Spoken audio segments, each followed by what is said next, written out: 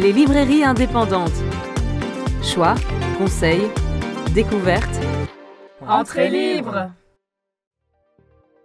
Je pense qu'on devient libraire indépendant par amour du livre, mais aussi parce qu'on aime partager autour des livres. Quand j'ai lu un ouvrage que j'ai aimé, d'office, j'ai envie de le dire d'abord à mes collègues libraires et puis après au premier lecteur que je rencontre.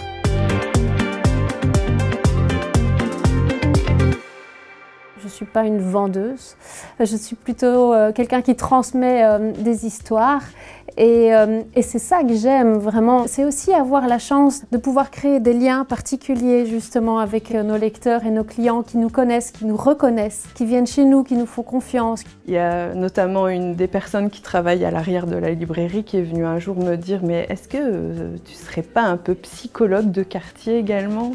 Et il y a parfois en effet cette proximité, cette intimité qu'on tisse avec le lecteur. On tient un commerce, mais on tient un commerce dans lequel on va rentrer dans l'intimité de la personne qui vient rechercher de la lecture. Ça peut être des conseils plus comme de la documentation. Nous, on cherche, on est obligé de faire des liens, de se dire qu'est-ce qui pourrait, donc ça fait des échanges intéressants.